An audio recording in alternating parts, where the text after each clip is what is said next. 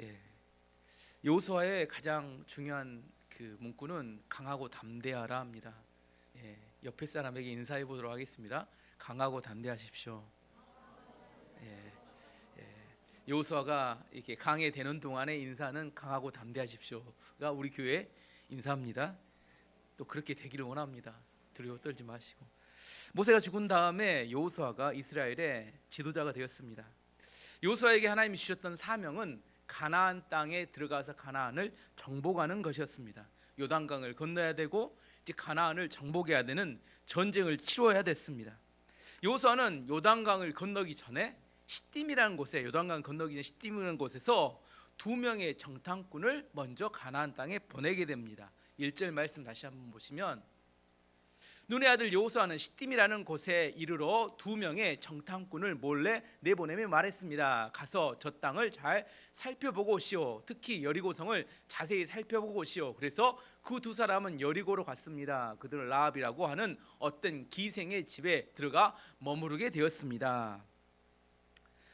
이스라엘은 이것이 가나안을 정탐한 첫 번째 정탐은 아니었습니다. 38년 전에 가데스 바네아에서 모세가 12명의 정탐꾼을 가나안으로 보냈습니다. 그들이 12명의 정탐꾼이 가나안을 40일 동안 돌아본 다음에 와서 보고를 했어요. 그들이 보고는 동일한 거였는데 2가지를 보고했습니다. 첫 번째, 그 땅에 가봤더니 가나안 땅은 정말 하나님 말씀하신 대로 젖과 꿀이 흐르는 아주 너무나 좋은 땅이었습니다. 그들이 뭘 가져왔냐면 포도송이 하나를 가져왔는데 한 명이 맨 게 아니라 긴 나무에 2명이 포도송이를 메고 왔어요. 얼마나 포도가 이렇게 클 수 있을까 모르겠어요. 거봉도 그만큼 우리는 큰 걸 못 봤는데, 어쨌든 가나안 땅에 난 포도는 2명이 이렇게 어깨에 짊어져야 될 만큼 큰 포도를 갖고 왔습니다. 너무 좋은 땅이었다는 거죠.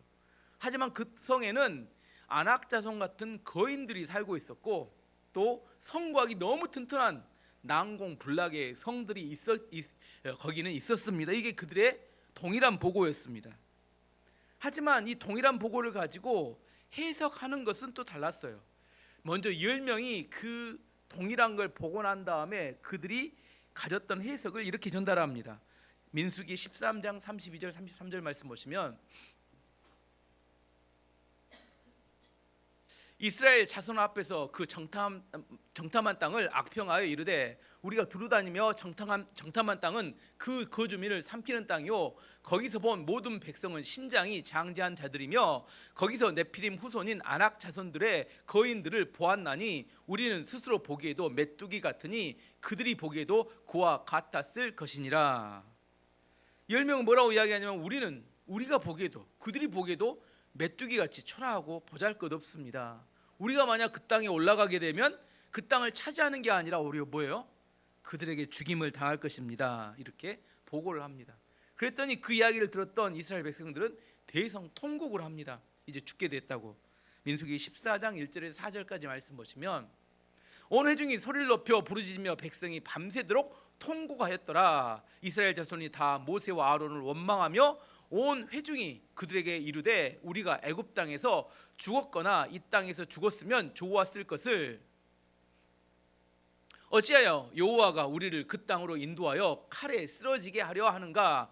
우리 처자가 사로잡히리니 애굽으로 돌아가는 것이 낫지 아니하랴. 이에 서로 말하되 우리가 한 지휘관을 세우고 애굽으로 돌아가자 하매, 차라리 애굽이나 광야에 죽었으면 좋았을 것을 이 모세 아론은 원망하고 또 난리를 칩니다. 그걸 보고 있던, 절망감에 휩싸여서 그걸 보고 있던 여호수아와 갈렙이 전혀 다른 해석을 합니다. 그게 민수기 14장 6절에서 9절까지 말씀 보시면, 그 땅을 정탐한 자 중 눈의 아들 여호수아와 여분네의 아들 갈렙이 자기들의 옷을 찢고 이스라엘 자손의 온 회중에게 말하여 이르되, 우리가 두루다니며 정탐한 땅은 심히 아름다운 땅이라. 여호와께서 우리를 기뻐하시면 우리를 그 땅으로 인도하여 들이시고 땅을 우리에게 주시리라. 이는 과연 젖과 꿀이 흐르는 땅이니라. 다만 여호와를 거역하지 말라. 또 그 땅 백성을 두려워하지 말라. 그들은 우리의 먹이라. 그들의 보호자는 그들에게서 떠났고 여호와는 우리와 함께 하시니라. 그들을 두려워하지 말라 하나. 엄청난 거인들이 살고 엄청난 성곽이 있다 할지라도 하나님이 우리와 함께 하시면 그 땅은 얼마든지 우리가 차지할 수 있다. 그들은 우리의 먹이다, 밥이다 이렇게 이야기했습니다. 그러면서 이야기합니다. 두려워하지 마라. 너무나 안타까우니까 여호수아 갈렙이 자기 옷을 찢으면서 뭐예요? 제발 자기의 이야기를 들어달라는 거죠. 근데 이스라엘 백성들은 10명의 정탐꾼과 여호수아 갈렙 이야기, 누구 이야기를 들어요? 10명의 정탐꾼 이야기를 듣습니다. 왜? 부정적인 이야기가 훨씬 더 영향력이 큽니다. 좋은 이야기는 들어도 잘 이렇게 귀담아 듣지 않아요. 부정적인 이야기 한 사람 한 이야기가 더 크게 들려요. 10명의 친구가 있었어요. 10명의 친구 중 9명이 좋다고 해요. 내가. 근데 한 명이 나를 뭐라게? 그럼 누구 이야기가 전 얘기 하려고 하면 더 크게 들려요? 10명이 9명이 크게 들립니까? 한 명이 크게 들려요? 한 명이 영향이 크다니까요. 부정적인 이야기를 하는 한 명이 훨씬 더 크게 이야기가 들려요. 이게 우리 마음이 좀 이렇게 그렇게 들리면 안 되는데 19명이 있잖아요. 이 이야기를 귀담아 들으면 인생 행복하고 좋은데 이 한 명의 이야기가 계속 들리니까 인생이 불행해지는 겁니다. 10명의 정탐꾼의 부정적인 이야기가 2명이 이야기하는 긍정적인 이야기를 덮어버렸어요. 그들이 보았다는 거예요. 정보를 알았다는 거예요. 거기 가서 뭘 봤다는 거예요? 거인들이 살고 있는 거 봤고 거기에 큰 성읍이 있다는 거예요. 사실입니다. 하지만 그 정보에 사로잡히면 우리는 마음이 절망하게 됩니다. 반면에 하나님의 약속을 붙들게 되면 기대와 희망을 갖게 됩니다. 과연 우리가 무엇을 바라보고 무엇을 붙들고 있느냐에 따라서 우리 인생 자체가 달라져요. 안 되는 사람은 맨날 안 되는 이야기만 합니다. 경기가 어렵고 불황이고 뭐 어찌고 힘들고 뭐 몸도 자꾸 늙어가고 병만 생기고 다 사실이에요. 없는 이야기 하나도 없어요. 다 사실이다니까. 사실이기 때문에 그것이 우리에게 영향을 미치는 걸 허용해도 되느냐? 그건 아니라는 겁니다. 사실이에요. 하지만 그걸 뛰어넘는 하나님의 약속을 붙들어야지만이 우리는 소망과 기대를 가질 수 있는 겁니다. 정보의 차이가 아니라 해석의 차이입니다. 같은 정보를 가지지만 우리는 그것을 해석할 수 있는 믿음의 눈이 있어야 한다는 겁니다. 믿음의 눈이 있는 사람들에게는 소망과 기대가 있지만 믿음의 눈이 없는 사람은 항상 뭐예요? 두려움과 원망하며 살아가는 삶이 있어요. 이제 좀 더 자세히 살펴보면 그러면 이 가데스 바네아에서 정탐은 실패했어요? 성공했어요? 실패했어요. 그럼 이런 생각할 수 있습니다. 그러면 정탐을 해야 되는가? 정탐한 게 오히려 더 큰 안 좋은 거 아닌가? 근데 여호수아도 또다시 2명을 정탐을 보냅니다. 정탐하지 말고 약속의 말씀을 붙들고 그냥 모른 채 요단강 건너가지 말고 기도하다가 나중에 건너가서 싸우면 되지 않느냐 이런 생각할 수 있잖아요. 정탐이 꼭 필요한가? 어떠세요? 여러분 생각은? 꼭 정탐은 이런 거와 똑같습니다. 우리가 병에 걸렸어요. 병원 가서 정밀 검사를 받는 거와 똑같습니다. 병원에 가서 검사 받으라고 뭐요? 혹시나 병이 나오면 어쩔까 무섭습니다. 그래서 검사를 안 받고 싶어하는 마음이 생길 수 있어요. 하지만 병원에 가서 비싼 검사지만 자세히 검사를 받는 것이 뭐요? 이 정탐하는 것 똑같습니다. 의학도 하나님 주신 우리에게 주신 축복과 지혜 중에 하나이기 때문입니다. 하나님께서 초자연적인 방법으로 우리의 질병을 치료할 수 있는 분입니다. 하지만 모든 질병을 치료하지는 않으세요. 또한 우리가 그 치료하는 과정을 또 치료를 통한 하나님의 은혜를 자세히 알기도 원하십니다. 하나님께서 표적이라고 여러 번 신학성경 이야기해요. 표적은 기적에다가 하나님의 메시지, 하나님의 목적이 포함된 걸 표적이라고 합니다. 표적은 기적 플러스 하나님의 메시지가 있는 겁니다. 하나님께서 어떤 기적을 일으키실 때 특별한 목적을 가지고 기적을 일으키 어떤 우리에게 전달하는 뜻이 있다는 겁니다. 예를 들어서 죽은 나사로가 살아났어요. 죽은 나사로가 살아났는데 지금도 살아있나요? 나사로가? 죽고 없어요. 하나님은 모든 사람을 죽으면 다 살리는가요? 믿는 사람은? 아니다니까요. 지금까지 뭐 100년 이상 살고 지금까지 산 사람 없어요. 예수님 때 있던 사람 다 죽었어요. 우리 안에 기적이 나타난다 해서 이 땅에서 계속 질병 계속 고쳐지고 영원히 사는 거 절대 아닙니다. 하나님께서 모든 사람을 살리는 거 아닙니다. 하나님께서 모든 질병을 치료하시는 건 아니에요. 하나님께서 어떤 기적을 나타나실 때는 특별한 목적이 있을 때, 왜 예수님께서 나사로를 살리셨어요?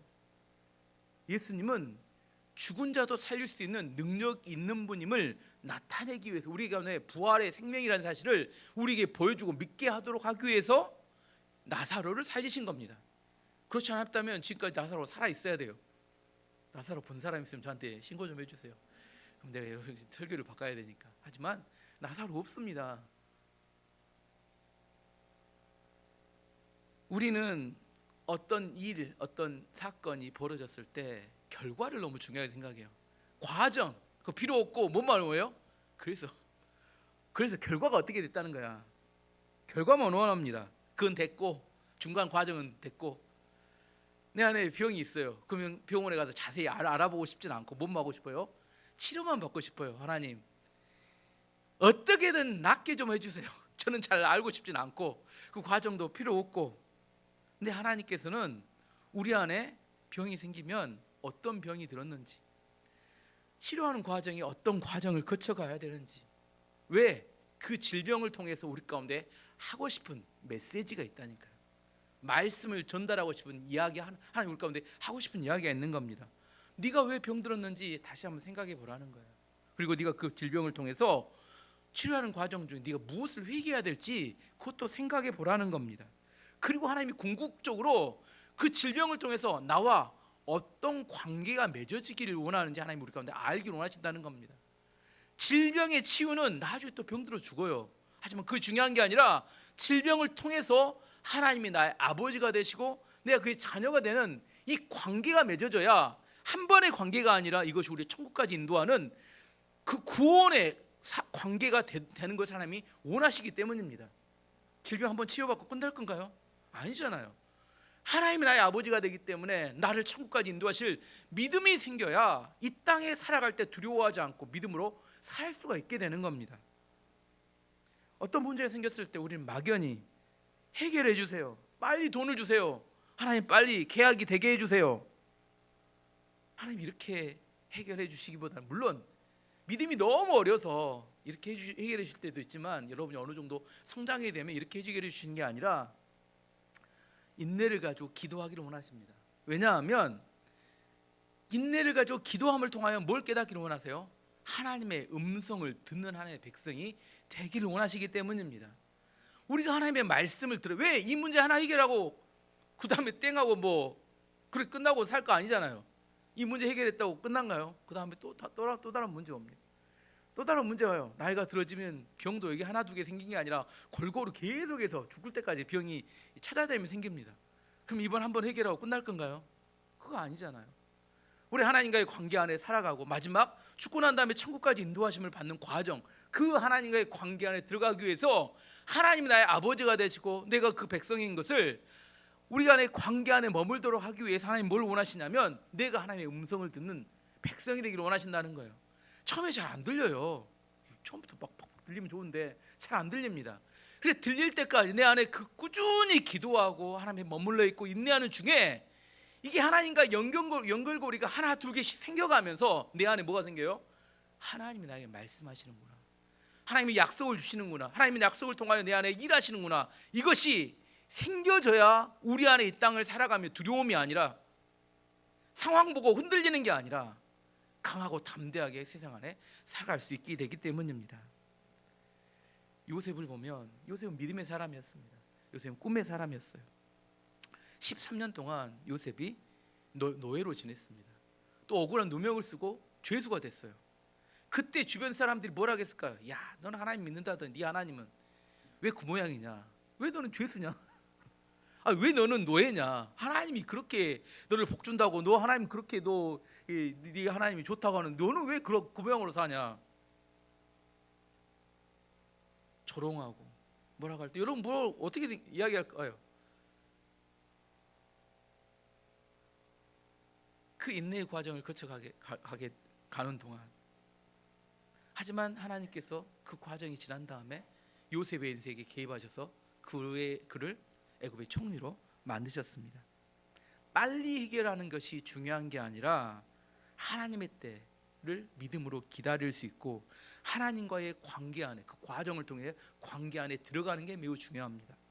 그래야지만이 뭐요? 우리 안에 상황에 따라 일희일비하지 않고 내 안에 내가 믿는 하나님을 신뢰하고 인내하며 그때를 기다릴 수 있게 되기 때문입니다.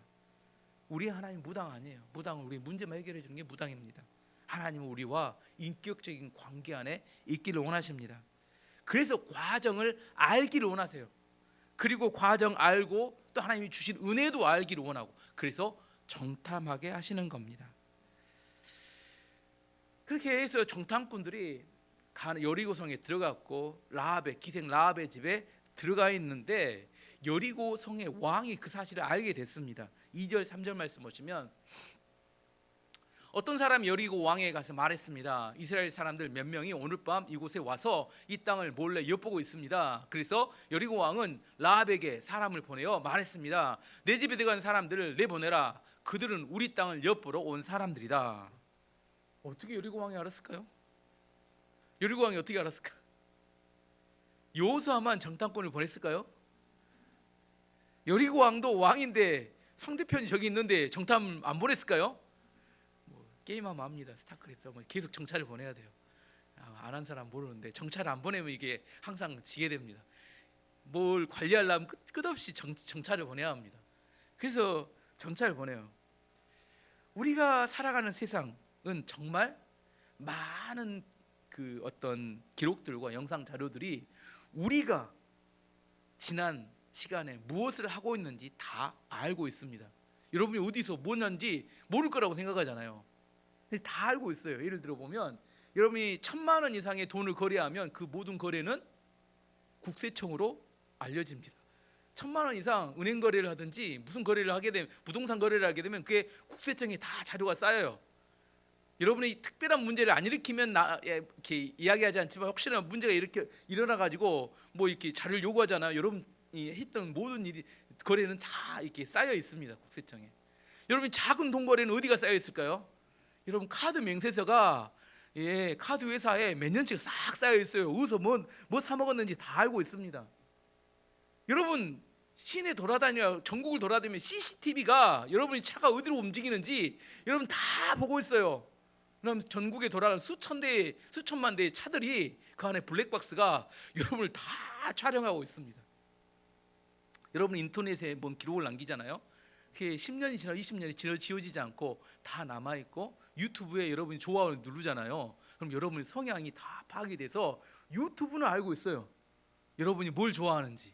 여러분 모르는데 여러분의 좋아하는 게 영상으로 툭툭 이렇게 추천돼서 떠오릅니다. 여러분이 행동하고 있는 거, 여러분이 생각하고 있는 거 여러분만 뭘 알고 있다고 생각하는데 그렇지 않아요.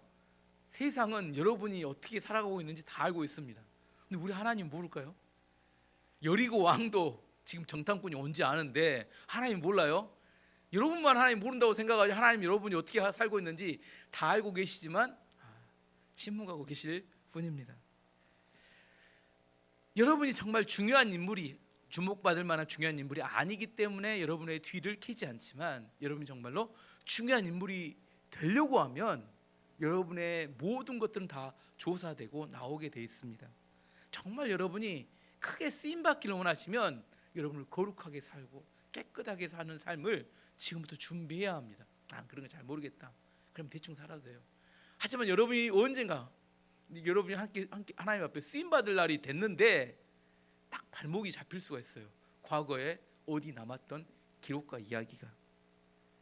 어쨌든 여리고성의 군인들이 정탐꾼을 잡기 위해서 어디로 와요? 라합의 집에 왔습니다. 근데 라합이 정탐꾼들을 지붕에 숨겨놓고 군인들에게 정탐꾼들이 자기 집에 온 것은 맞지만 금세 나가버렸다. 그리고 성 밖으로 간 것 같다. 이렇게 이야기를 합니다. 4절에서 6절까지 말씀 보시면 그래 라합은 이렇게 말했습니다. 그 사람들이 여기에 온 것은 사실이지만 나는 그들이 어디에서 온 사람들인지 알지 못했고 저녁이 되어 성문 닫을 시간이 되자 그들은 이미 집을 떠났습니다. 나는 그들이 어디로 갔는지 모릅니다. 그러나 빨리 뒤쫓아가면 그들을 따라잡을 수 있을지도 모릅니다. 라합은 이미 그 사람들을 지붕 위에 숨겨놓은 뒤였습니다. 그들은 말리기 위해 지붕 위에 펼쳐놓았던 3대 밑에 숨어 있었습니다. 여기서 많은 사람이 질문을 해요. 라합이 거짓말을 해서 정탐꾼을 살려주는데 이 거짓말이 정당한 것이냐, 이런 질문을 하도 많이 하니까 저도 안 다룰까 하다 다루고 넘어가도록 하겠습니다. 거짓말하는 것은 옳은 일은 아닙니다. 하지만 거짓말을 통해서 이것을 통해서 자기 이익을 추구한 게 아니라 정탐꾼들의 생명을 살리기 위한 최선이었다면 인정해 줄 수는 있습니다. 이런 거 비쌉니다. 병원에서 이제 막 암에 걸린 사람이 진단이 됐어요. 아직 그 사람의 마음이 준비가 되지 않았습니다. 그래서 정확한 병명을 이야기하지 않고 잘 모르겠는데 더 자세한 검사가 필요하니 좀 기다리세요, 이렇게 말해줬다고 합시다. 이게 거짓말입니까?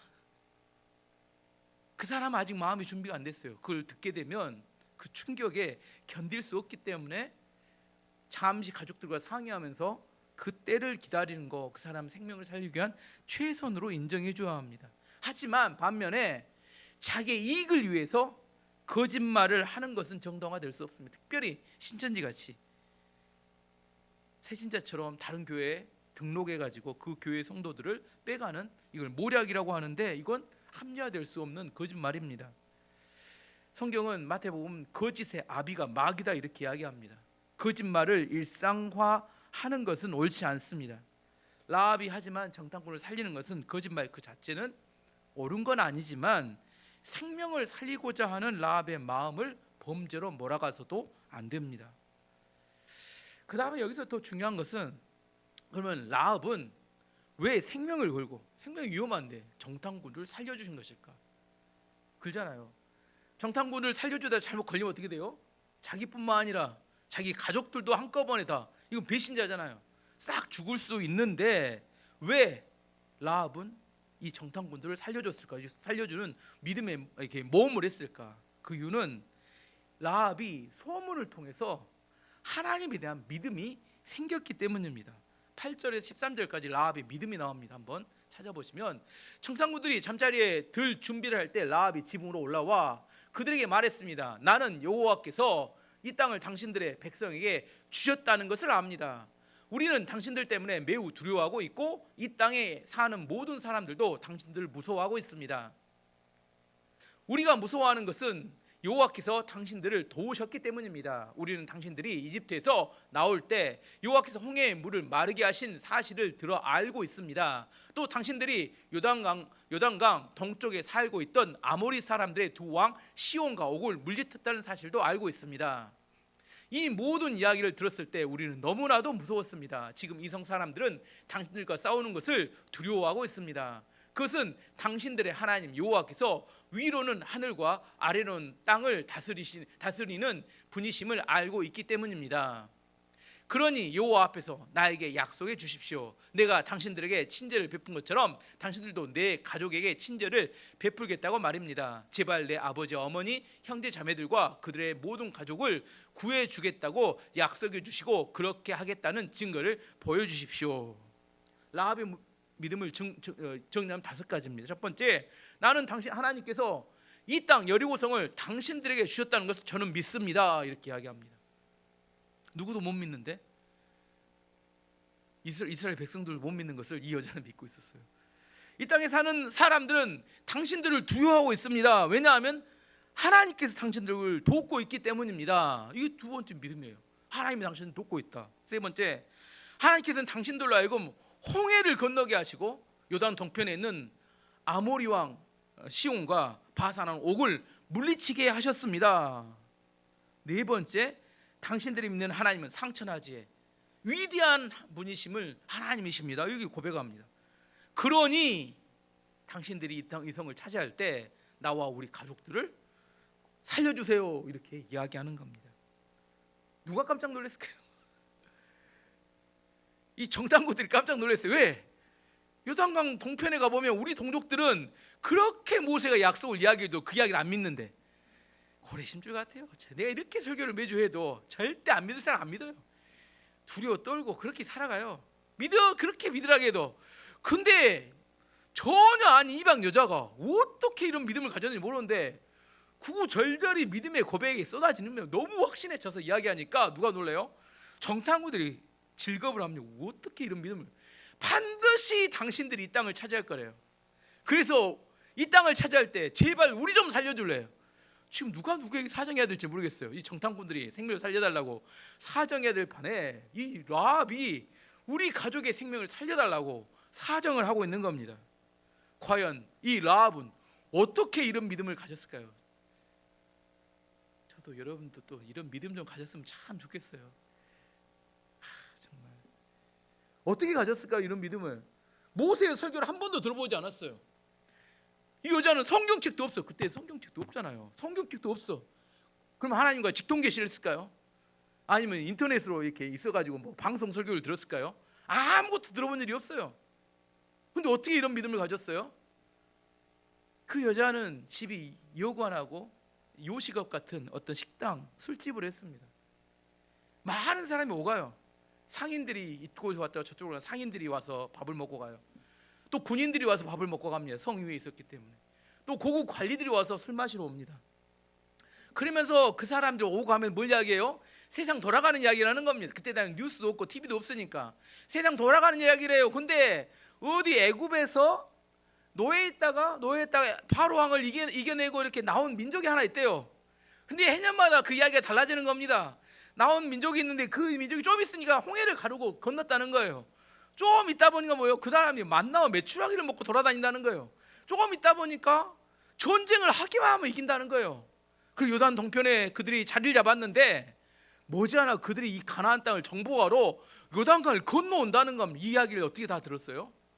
소문으로 계속 들었어요. 근데 소문을 듣다 뭐 어떻게 돼버린 거예요? 믿음이 생겨버린 거예요.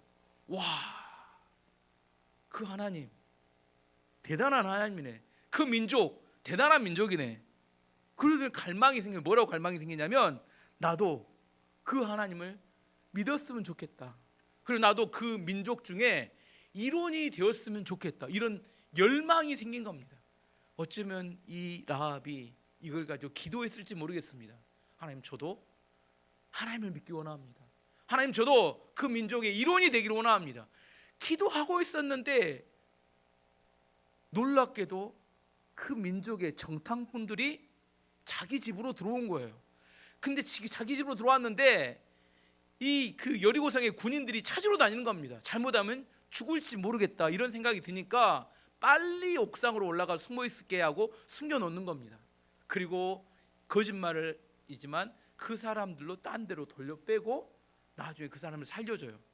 그 사람이 살고 난 다음에 이제 그 쫓아온 군인들이 없어지고 난 다음에 이제 올라가서 자기 이야기를 하는 겁니다. 그동안 자기가 생각했던 거, 소문으로 얻던 믿음을 쫙 아까 읽었던 말씀처럼 고백을 하는 겁니다. 그걸 두 정탐꾼이 듣다가 어떻게 해요? 깜짝 놀래죠. 기겁을 합니다. 왜?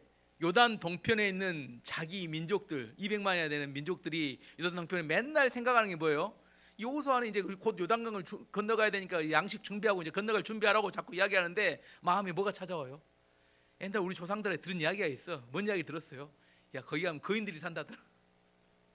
야, 거기 가면 엄청난 성곽이 있어서 거기 웬만해서 이렇게 무너뜨리기 어렵다는 맨 이런 생각을 하고 두려운 마음, 가야 되는데 가야 되나 말아야 되나 막 이런 생각하고 있는데 아니 건너가서 봤더니 그 라합이 한 이야기를 들어보니까 누가 더 두려워 떨고 있어요? 여리고성 사람들은 간담이, 여기 개역 개정판으로는 간담이 녹아내렸다 이렇게 마음이 두려워서 벌벌 떨고 있다는 거예요.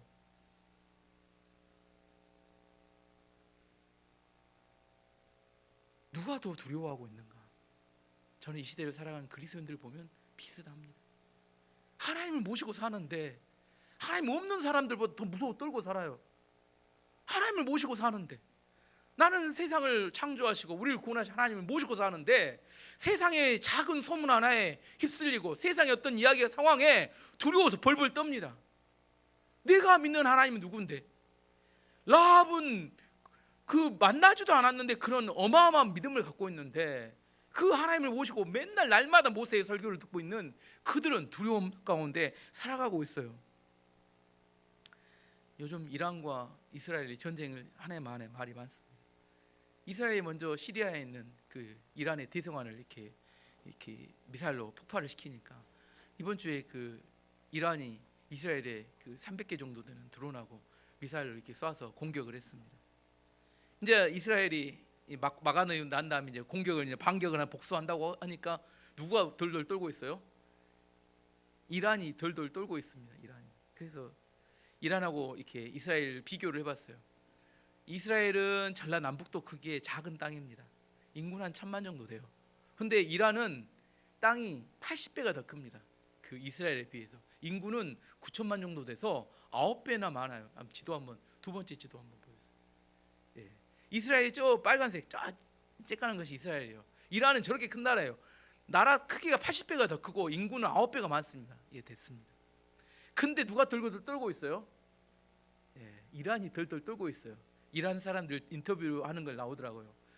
고물가에 살기도 힘든데 전쟁이 나면 어떨까? 이게 이란 국민들은 전쟁하는 거 별로 원하지 않더라고요. 뭐 지도자들은 전쟁을 원할지 모르지만 무서워서 덜덜 떨고 있어요. 공격해 오면 어떻게 하나 하고 그러고 있는 모습을 보게 됩니다. 하나님께서 여호수아를 지도자로 세운 다음에 해줬던 이야기가 가장 중요한 이야기 뭐라고요?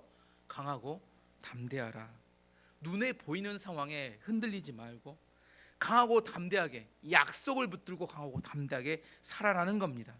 하나님을 신뢰하기 때문에 두려워하지 않는 것, 이것이 믿는 성도들에게 있어서 믿음의 올바른 태도입니다. 두려워하며 살아가는 것을 근심 걱정하는 걸 성숙함이라고 생각하면 잘못된 겁니다. 내 안에 약속을 붙들기 때문에 가지게 되는 자신감과 용기가 있는 것을 믿음이라고 해요. 두려워하게 되면 패하게 됩니다. 두려움은 진다니까요. 두려움은 하나님의 역사하심이 아니에요. 요한 1서에도 사랑에는 두려움이 없다 이야기합니다. 내가 하나님을 사랑하기 때문에 내 안에 두려움이 없어야 합니다. 여호수아를 강해하는 동안 우리 안에 두려움을 몰아내야 돼요. 그것이 내 안에 자리 잡고 역사하는 동안 우리는 승리하기 어렵습니다.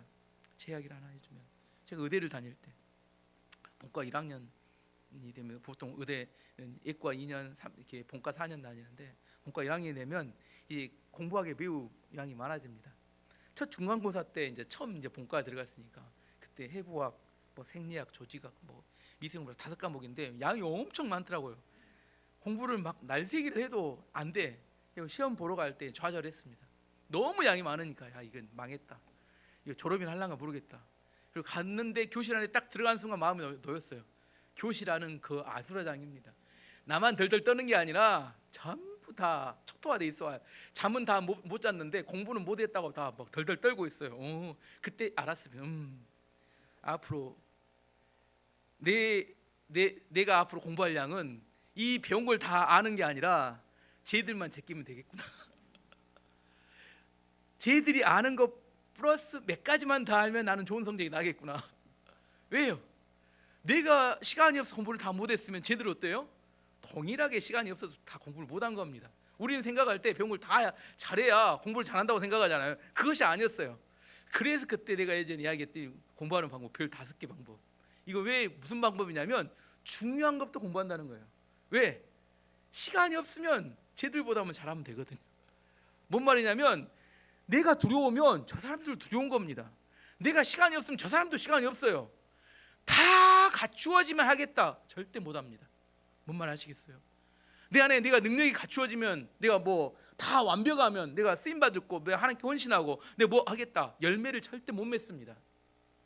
동일한 조건에서 내 안에서 내 안에 준비된 만큼 내가 할 수 있는 만큼 내가 그것을 가지고 하나님께 나아갈 때 그것을 통하여 열매를 맺게 됩니다. 뭐 100살 되면 준비될 것 같아요? 평생 살아도 항상 두렵습니다. 항상 부족해요. 완벽할 때는 한 번도 없습니다. 하지만 내가 두려우면 저 사람도 두렵다는 것을 알고 내 안에 뭐요? 준비된 만큼 좀 더 준비해서 가면 승리하고 열매 맺을 수 있게 됩니다. 정탐꾼들이 여리고성에 들어가서 얻었던 가장 중요한 정보는 여리고성 사람들이 이스라엘 백성들을 두려워하고 마음이 녹아내리고 있다는 사실입니다. 모세가 보냈던 12명의 정탐꾼 중 10명이 무너졌던 것은 겉모습만 봤어요. 엄청난 성과 그리고 거인 족속들 겉모습만 보니까 두려움에 무너져 버린 겁니다. 근데 이 두 정탐꾼은 들어가서 그들의 내면의 마음을 봤더니 두려움이 꽉 차 있는 걸 보면서 뭐요? 지금 하나님께서 이미 여리고 성에서 일하고 계시는구나. 누가 일하세요? 왜 그들이 막 두려움에 떨고 막 벌벌 떨고 있었을까요? 하나님이 그들의 마음까지 두려움을 심어주신 겁니다. 저 사람들, 저 이스라엘 백성들 볼 때마다 두려워요, 무서워요. 이것도 하나님 역사 아니에요. 그럼 뭐예요? 하나님이 이미 이 백성들 사이에서 두려움을 심어서 일하고 계시면 전쟁하면 어떻게 돼요? 승리하게 된다니까요. 승리하게 된다. 전쟁하면 승리할 준비를 하나님이 이미 다 그 안에서 하고 계셨다는 겁니다. 여러분, 우리가 이기려면 두려움에 벗어나야 합니다. 믿음을 가지셔야 합니다. 그래야 우리가 이길 수 있습니다. 마지막으로 하나님께서 왜 여호수아 2장에서 라합의 믿음을 보여주셨을까? 라합이 누굽니까? 라합은 다윗의 고조 할머니입니다. 다윗의 고조 할머니. 라합이 누구란 길? 라합의 남편의 이름이 혹시 아세요? 예, 살몬이에요. 살몬. 연어입니다. 연어. 예, 살몬입니다. 예옷이라고 제가 영어로 살몬이 영어로 연어입니다. 연어. 그래서 살몬입니다. 그러면 그 살몬이 여기 성경에 나와요. 성경학자들이 이 두 정탐꾼 중에 한 명이 살몬이었을 거라고 추정합니다. 무슨 말이냐면 라합은 살몬의 생명을 살려줬고 라합의 믿음을 들었던 살몬은 라합을 자기의 배우자로 맞아들여서 믿음의 가문에 편입시켜 주었다는 겁니다. 쉽지 않은 사랑이었을 것 같은데 이방인이었고, 하지만 라합은 살몬과 결혼합니다. 라합이 낳았던 아들의 이름은 누굴까요? 보아스입니다. 룻기에 나온 보아스가 라합의 아들이에요. 그러면 라합과 룻은 어떤 관계일까요? 룻기에 나온 룻, 시어머니 고부 관계입니다. 라합이 시어머니고 룻이 며느리예요. 아시겠죠? 근데 왜 라합과 룻 이런 여자들을 기록했을까? 이것은 다윗의 믿음. 다윗이 정말 엄청난 믿음의 사람이었고 한 시대를 바꿀 만큼 함께 쓰임받는 사람이면 이 믿음이 갑자기 생긴 게 아니라는 겁니다. 그 아까 말했던 라합의 믿음은 여돈 동편의 200만 믿음보다 더 컸어요.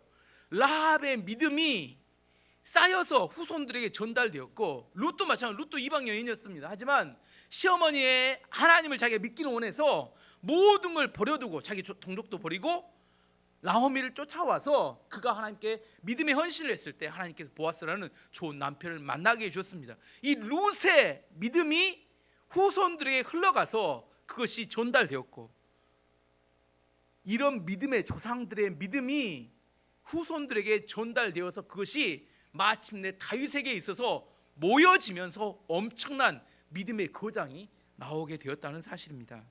출애굽기 20장 5절 6절 말씀 보시면, 그것들에게 절하지 말며 그것들을 섬기지 말라. 나 내 여호와 하나님 여호와는 질투하는 하나님인즉 나를 미워하는 자의 죄를 갚되 아버지로부터 아들에게로 3, 4대까지 이르게 하거니와 나를 사랑하고 내 계명을 지키는 자에게는 1000대까지 은혜를 베푸시니라. 하나님께서 우리가 하나님을 잘 섬길 때 하나님 우리에게 은혜를 주시는 것은 우리의 믿음이 우리 후손들에게 축복과 은혜로 흘러간다는 겁니다. 우리는 이렇게 생각해요. 하나님, 왜 이렇게 저에게는 고난이 많습니까? 왜 이렇게 어려움이 많습니까? 왜 어려움이 많아요? 우리의 믿음을 만들기 위해서입니다. 우리 후손들에게 흘러갈 만한 믿음을 만들기 위해서입니다. 성공과 출세가 목적이라면 그렇게 믿음을 만들 필요는 없습니다. 하지만 우리가 믿음의 가정을 이루고 믿음의 후손들을 전달한 믿음을 갖기 위해서는 기초를 바꿔야 됩니다. 잘못된 우리의 기초, 돈 위에 쌓여진 우리의 기초, 욕망 위에 쌓인 우리의 기초, 사람들의 인정에 있는 우리의 기초를 다 흔들고 무너뜨려야 돼요. 그리고 하나님의 약속의 말씀 위에 우리의 믿음이 세워져야지만이, 그래야지만이 그 믿음이 우리 자녀들에게 흘러가고 그것이 우리 후손들에게 흘러가면서 믿음의 명문 가정이 이루어질 수 있기 때문입니다. 그 당대에 그냥 잘 먹고 잘 살려면 무당에 찾아가서 구다는 게 나을 수 있어요. 어쩌면 우리 안에 하나님 평생, 어쩌면 하나님께서 우리가 그 본연과 영광을 주지 않으실 수 있습니다. 그럼에도 불구하고 중요한 것은 우리의 믿음과 우리의 믿음이 쌓인 것들이 우리 자녀들과 우리 후손들에게 흘러간다는 겁니다. 라합의 믿음이 그냥 흘러가 버린 믿음이 아니고, 룻의 믿음이 그냥 흘러가 버린 믿음이 아니고, 우리에게 그 믿음이 축적되고 축적된 것들이 점점 흘러가면서 그 믿음의 축복으로 점점 바뀌어져 가고 강해져 가는 것을 알아야 한다는 겁니다. 오늘 말씀의 결론을 맺도록 하겠습니다. 왜 하나님께서 정탐꾼로 하여금 라합을 만나게 하셨을까? 왜 하나님께 라합을 만나게 하셨을까요? 이스라엘 백성들이 믿음이 없기 때문입니다. 아이고, 이놈들은 믿음이 없어서 안 되겠다. 라합을 통해서 뭘 들으라는 거예요? 믿음이 무엇인지를 보고 발견하고 깨달으라는 겁니다. 어떤 것이 믿음인지. 라합은 어떻게 믿음을 배웠어요? 소문을 통해서 배웠다는 거. 소문을 통해서 엄청난 믿음이 생겼습니다. 믿음이 있어야 우리 용기를 가질 수 있고 그 어떤 문제 앞에 흔들리지 않을 수 있습니다. 이스라엘 백성들이 이제 머지않아 요단강을 건너서 가나안 전쟁을 해야 합니다. 근데 하나님께서 그들이 믿음이 없으니까 믿음을 보여주시기 위해서, 믿음을 전달해 주시기 위해서 기생 라합의 믿음을 통해서 그들에게 용기를 가져라. 하나님께서 이미 가나안 땅에서 일하고 계신다. 건너와서 싸우면 어떻게 된다? 이미 이 땅을 차지할 수 있게 하나님이 일하신다는 사실을 알려주고 보여주시는 겁니다. 라합을 통해서 얼마나 큰 믿음의 역사가 있고 있는지, 하나님 우리 가운데 일하고 계신지를 깨닫게 하시는 겁니다. 마지막으로 인사합니다. 강하고 담대하십시오. 하나님은 그런 하나님입니다.